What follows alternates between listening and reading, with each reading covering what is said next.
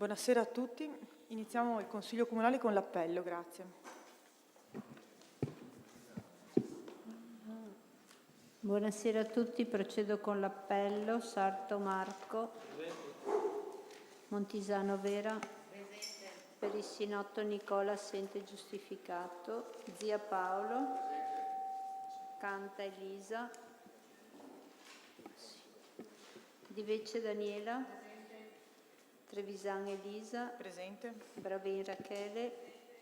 Finotto Alberto Fabio. Guglielmini Pierino. Battistuta Diego. Tamassia Evaristo. Marchesan Rocco. Buoso Arianna. Boato Giuseppe, assente giustificato. Miollo Carlo. Basolino Antonio. Assessori esterni Antelmo Luca. Berardo Giampietro. Doretto Catiuscia. Presente. Munerotto Mattia. Nominiamo scrutatori, i capigruppo Marchesan, Miollo e Zia. Iniziamo con il punto 1 all'ordine del giorno, l'approvazione dei verbali delle sedute precedenti. Visti i verbali delle sedute del Consiglio Comunale, comprendenti le deliberazioni dal 24 al 27, del 30 aprile 24 e dal 28 al 35 del 9 maggio del 24, dato atto che il deposito dei verbali è avvenuto nei termini previsti dal regolamento del Consiglio Comunale e che la copia è stata inviata ai capogruppo consigliari, ritenuti gli atti meritevoli di approvazione in quanto riportante fedelmente lo svolgimento dei lavori, dato atto che per mero errore materiale nel frontespizio della deliberazione numero 34 del 9 maggio 24 l'assessore Luca Antelmo è stato indicato presente anziché assente, visto parere favorevole di regolarità tecnica, si chiede di votare, di approvare i verbali delle sedute del Consiglio Comunale appena indicati. Procediamo alla votazione. Voti favorevoli? Approvata. Punto 2 all'ordine del giorno. Adozione variante numero 26 a seguito di accordo di pianificazione Porto Santa Margherita ex Garuda. Relaziona l'assessore Tamassia. Grazie Presidente, buonasera a tutti. In data 23 dicembre 2022 è pervenuta una proposta di accordo di pianificazione da parte della ditta Caorle Mare SRL, proprietaria dell'area sita in Porto Santa Margherita, ove sorge un complesso edilizio ad uso commerciale direzionale denominato ex Garuda. Tale proposta contempla un intervento di riqualificazione complessiva dell'area, finalizzato a realizzare un complesso edilizio residenziale pari a 3.900 m² di superficie utile con altezza massima di 11 metri, prevedendo altresì che il 10% di tale superficie sia destinata alla realizzazione di alloggi in edilizia convenzionata.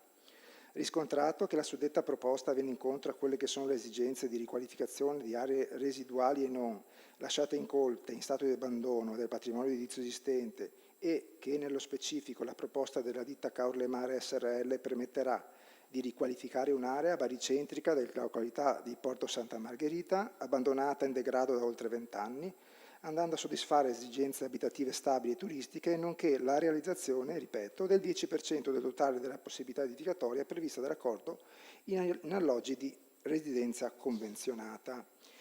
Dato atto che la proposta risponde ai criteri e indirizzi presi da questa amministrazione, dato atto altresì che con la variante verrà aggiornata la cartografia del piano di intervento attraverso la riclassificazione dell'area da zona FCP, cioè aree private per attrezzature di interesse comune a parco giochi e sport, in zona B304, cioè zona residenziale turistica esistente di completamento, che a titolo perequativo l'interesse pubblico avviene attraverso l'obiettivo di soddisfare esigenze abitative turistiche residenziali di qualità architettonica, il garantire la presenza di residenza convenzionata che permetterà di mettere sul mercato immobili ad un prezzo calmierato e non da ultimo la riqualificazione di un'area da anni in stato di abbandono, dato atto che la ditta con la proposta di accordo sia obbligata a dare attuazione alla previsione della variante urbanistica entro i termini di 12 mesi dall'approvazione della variante, sottoscrivendo l'atto d'obbligo unilaterale, dato atto altresì che la richiedente dota che il mancato rispetto degli obblighi previsti nell'atto d'obbligo comporta la decadenza della variante urbanistica e la non restituzione dell'acconto del 10% versato, si chiede di deliberare di approvare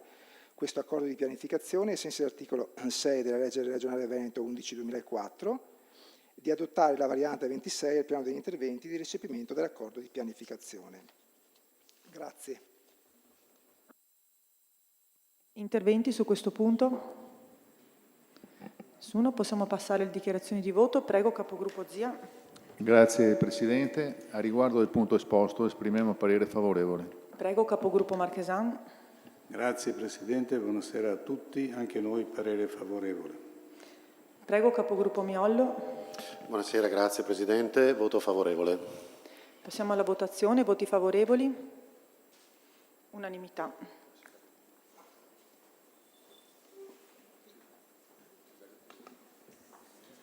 Buonasera a tutti. Il punto 3 dell'ordine del giorno. Approvazione convenzione ai sensi dell'articolo 28 bis del DPR numero 380/01 per un intervento di ristrutturazione con demolizione, ricostruzione ed ampliamento ai sensi degli articoli 7 e 11 della legge Regione Veneto numero 14/2019 di un edificio sito in via Marconi. Prego, relaziona il consigliere Tamassia. Grazie. La ditta Minerva SNC di Caorle Pallas SRL ha presentato istanza di permesso a costruire convenzionato per l'immobile denominato Hotel Vienna per l'esecuzione di un intervento di ristrutturazione con demolizione, ricostruzione e ampliamento.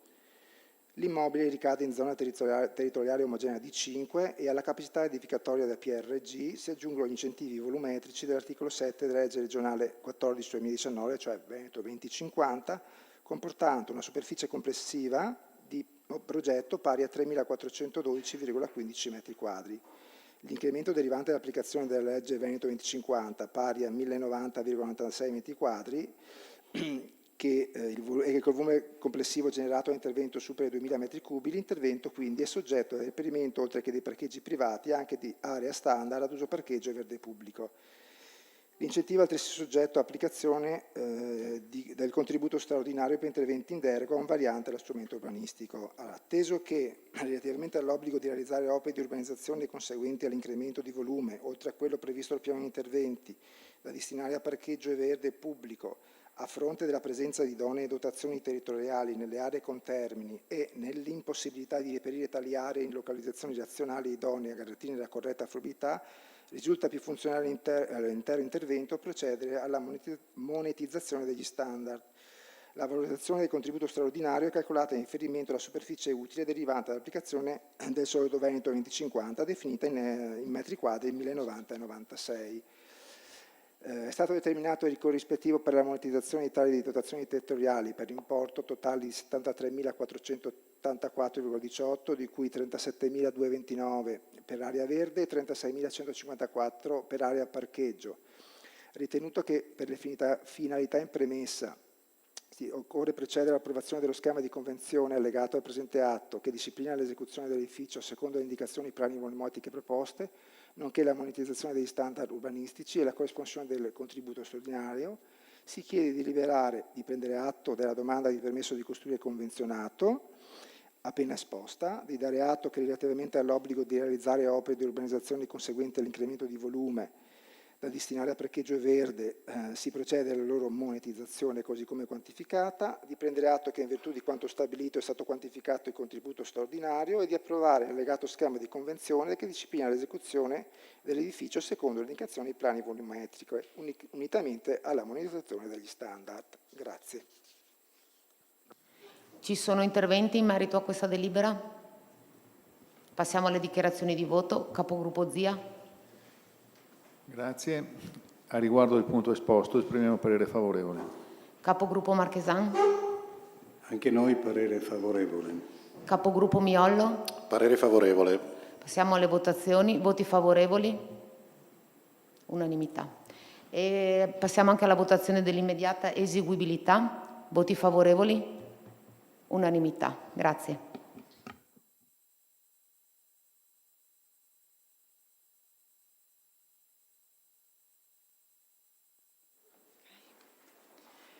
Punto 4 dell'ordine del giorno, legge regionale numero 44.1987, disciplina del fondo per le opere di urbanizzazione, assegna ulteriore somma a contributo. Relazione al consigliere Tamassia. Sì, grazie. Allora, con deliberazione del Consiglio Comunale del 18 gennaio 24 veniva approvato il bilancio di previsione 24-26. Con successiva deliberazione, sempre dello stesso giorno, veniva determinata e assegnata la quota dei proventi derivanti dagli oneri di urbanizzazione secondaria nella misura di euro 70.000 da destinare agli interventi relativi alle opere di culto, calcolato in virtù dell'aliquota pari e minima dell'8% sui presunti introiti dell'anno 2024. A fronte delle due sole istanze pervenute dalla diocesi Patriarcato di Venezia, in particolare della parrocchia di Santo Stefano Protomartire, con la medesima delibera veniva assegnato l'intero contributo di euro 70.000 alla parrocchia di Santo Stefano per i lavori di ristrutturazione delle pareti interne del santuario della Madonna dell'Angelo. Tenuto conto del buon andamento degli oneri di urbanizzazione secondaria per l'anno in corso, alla luce della consistenza dei lavori di ristrutturazione del santuario, visti i valori storici e sociali legati al santuario per tutta la cittadinanza di Caorle, si propone di aumentare l'aliquota alla quota del 10%. Verificato che gli interessi presunti per l'anno in corso, si propone di stanziare a favore della parrocchia di Santo Stefano un'ulteriore somma pari a euro 17.000, sempre per i lavori di ristrutturazione delle pareti interne del santuario della Madonna dell'Angelo. Si chiede quindi di deliberare, di dare atto che per gli interventi relativi alle opere di culto viene stanziata un'ulteriore somma pari a 17.000, ad integrazione di quella già prevista, e di assegnare l'ulteriore somma alla parrocchia di Santo Stefano per i lavori di ristrutturazione delle pareti interne del santuario della Madonna dell'Angelo. Grazie. Interventi su questo punto? Passiamo alle dichiarazioni di voto. Prego, capogruppo Zia. Grazie Presidente. Riguardo il punto esposto, parere favorevole. Prego, capogruppo Marchesan. Sì, anche noi voto favorevole. Prego, capogruppo Miollo. Voto favorevole. Se passiamo alla votazione, voti favorevoli? Unanimità. Punto numero 6, numero 5 dell'ordine del giorno. Attività di vigilanza e controllo sull'azienda speciale Don Moschetta. Approvazione bilancio di previsione 24-26 e piano di programma. Relazione all'assessore Montisano. Grazie Presidente e buonasera a tutti. Il Consiglio di amministrazione del Don Moschetta ha approvato con deliberazione numero 1 del 25 gennaio 2024 il bilancio di previsione dell'anno 2024 ed il pluriennale 2024-2026, aggiornando il piano programma 2024-2026. I conti economici di previsione chiudono gli anni 2024, 2025 e 2026 con la previsione di un risultato netto pari a zero. Relativamente all'anno 2024, il risultato economico previsto per le diverse aree di attività è il seguente. RSA perdita euro 573.224, SAD utile euro 54.147, mense perdita euro 25.757, campeggio utile euro 487.672, parcheggi utile euro 57.163, mercato ittico e verde 0. Per quanto riguarda gli investimenti, nel 2024 si prevede l'acquisto di 7 parcometri per complessivi euro 39.900, 4 barriere parcheggi per complessivi euro 8.000, attrezzature per la cucina per complessivi euro 10.000, un braccio trincia per il trattore per euro 17.000, oltre al rifacimento della segnaletica orizzontale per euro 30.000. In merito al personale si prevede per il 2024 un costo di euro 3.960.290, comprensivo di euro 77.653 relativi all'accantonamento per il rinnovo del contratto di lavoro.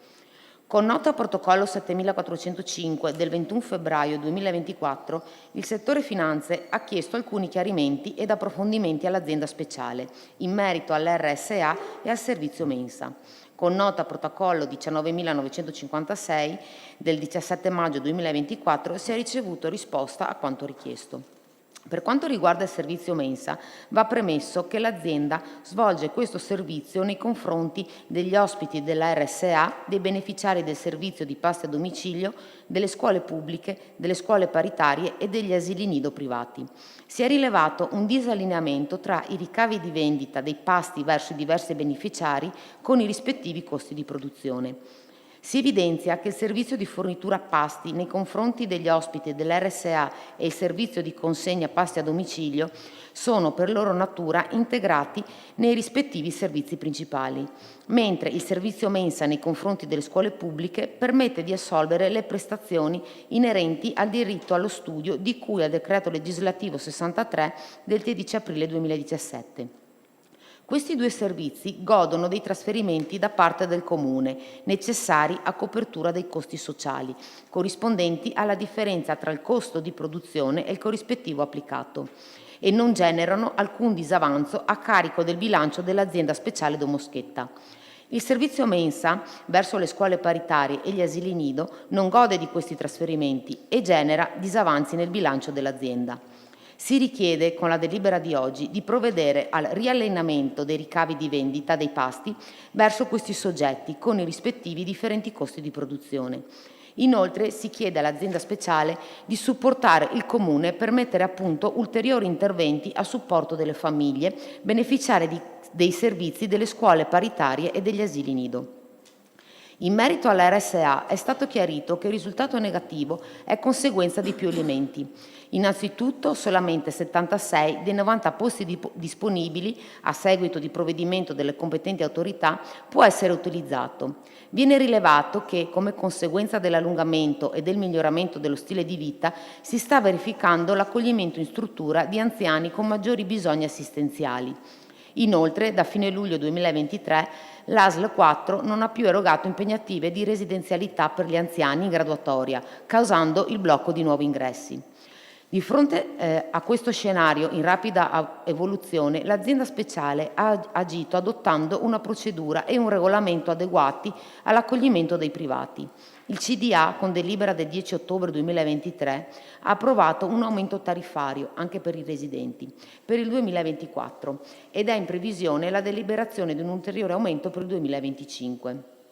Con nota protocollo 23.758 dell'11 giugno 2024, l'azienda speciale Domoschetta ha trasmesso un'ulteriore approfondita analisi in merito alla RSA, dalla quale si evince che una struttura che gestisce gli anziani nel modo classico non è più attuale e non rispondente a quanto si prospettano essere le necessità future. Quanto riportato nella nota evidenzia la necessità di una struttura che sappia offrire servizi differenziati e modulari rispetto alle differenti esigenze assistenziali.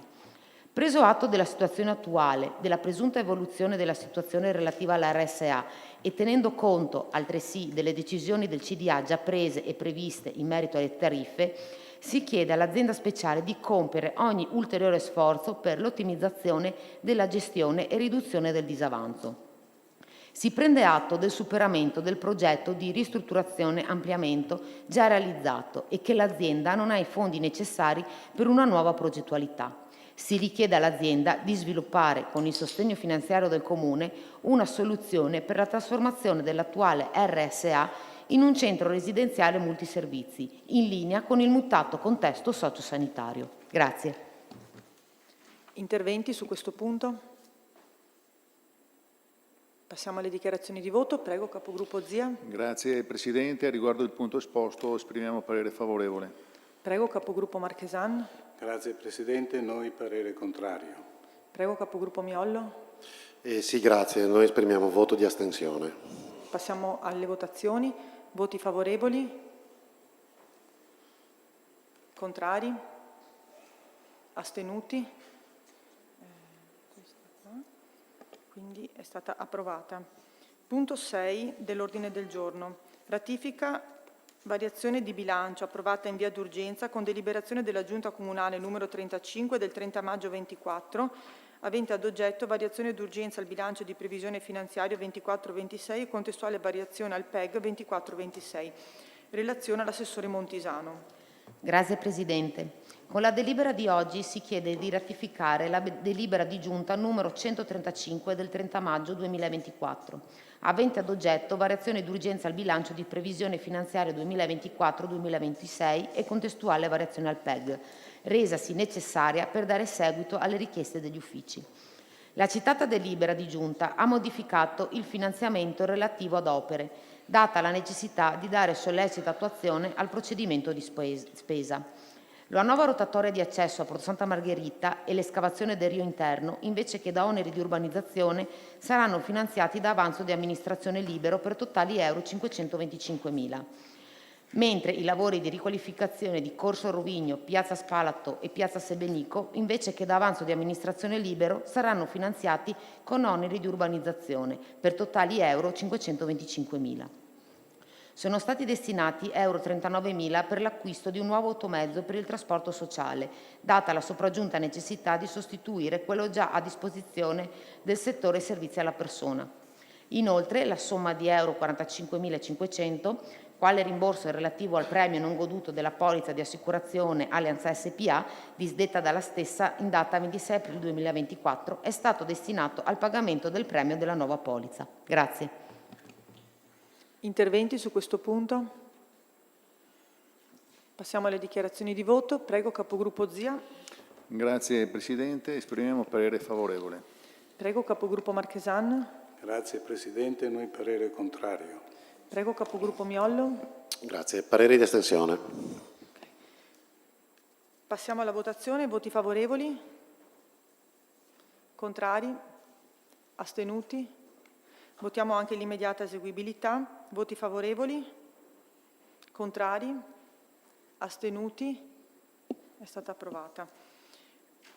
Punto numero 7. Riconoscimento del debito fuori bilancio, ex articolo 194, comma 1, lettera E del decreto legislativo 267, 18 agosto 2000, relativamente alle prestazioni professionali rese dall'avvocato Cristina De Benetti nei ricorsi avanti al Consiglio di Stato aventi RG numero 4876/20 e RG numero 5296/2020.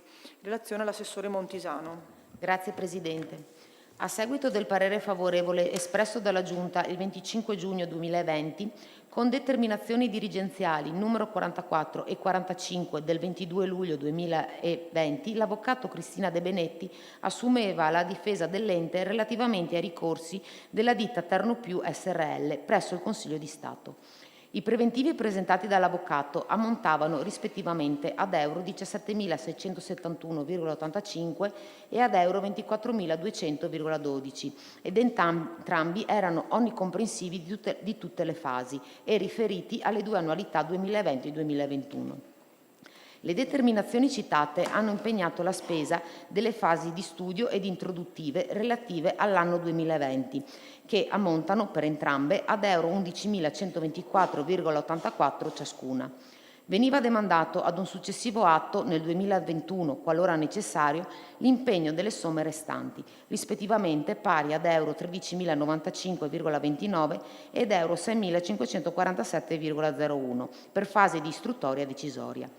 Le fasi del giudizio si sono succedute ed espletate fino alle sentenze numero 4.688/2024 e numero 4.691/2024, entrambe favorevoli al Comune di Caorle. Per mera dimenticanza non si è provveduto all'adozione delle determinazioni di assunzione degli impegni economici integrativi per l'anno 2021 e necessari all'incarico. La fattispecie in esame si qualifica quale debito fuori bilancio ai sensi dell'articolo 194,1 lettera E del TUEL, il quale prevede la possibilità di riconoscere la legittimità del debito fuori bilancio per l'acquisizione di beni e servizi in violazione degli obblighi di cui al comma 1, 2 e 3 dell'articolo 191, nei limiti accertati e dimostrati utilità e arricchimento per l'ente, nell'ambito dell'espletamento di pubbliche funzioni e servizi di competenza. I due requisiti, utilità e arricchimento, devono coesistere, nel senso che il debito fuori bilancio deve essere conseguente a spese effettuate per le funzioni di competenza dell'ente, da cui l'utilità, e deve esserne derivato un arricchimento. L'utile del soggetto che ha effettuato la prestazione non può costituire un arricchimento per l'ente. La giurisprudenza amministrativa e la stessa Corte dei Conti ritengono che l'utile da quantificare corrisponda al 10 o al 5% a seconda che si tratti di fornitura di beni o servizi. Il professionista ha prestato assistenza legale a favore dell'ente, comportando per lo stesso utilità ed arricchimento. con protocollo numero 22.892 del 5 giugno 2024, l'avvocato Cristina De Benetti ha fatto pervenire le 2 parcelle per il lavoro svolto, applicando una riduzione del 5% rispetto al compenso inizialmente pattuito, che passa da complessivi euro 19.642,30 ad euro 18.660,24. Con la delibera odierna si chiede pertanto di riconoscere la legittimità del debito fuori bilancio per l'importo complessivo di euro 18.660,24. Grazie. Interventi su questo punto? Passiamo alle dichiarazioni di voto. Prego, capogruppo Zia. Grazie Presidente. A riguardo del punto esposto esprimiamo parere favorevole. Prego, capogruppo Marchesan. Grazie Presidente, anche noi parere favorevole. Prego, capogruppo Miollo. Voto favorevole. Passiamo alla votazione. Voti favorevoli? Unanimità. Votiamo anche l'immediata esecutività. Voti favorevoli? Unanimità. Punto 8. Articolo 96 del decreto legislativo 267/2000, individuazione organismi collegiali ritenuti indispensabili per la realizzazione dei fini istituzionali. Relazione alla segretaria comunale, dottoressa Pavan. Grazie. Sì, trattasi di adempimento annuale che facciamo ogni anno, quindi un obbligo di legge previsto dall'articolo 96 del decreto legislativo 267. Vengono riconfermate le commissioni conferenza dei capigruppo, le commissioni consigliari permanenti, la prima pesca e attività produttive, la seconda lavori pubblici, territorio, ambiente e urbanistica, la terza turismo, sport, servizi alla persona, pubblica istruzione, cultura, finanza e affari generali e la commissione mercato ittico istituita con delibera Consiglio Comunale a seguito del regolamento approvato nel 2014. Le commissioni previste per legge sono naturalmente tutte confermate.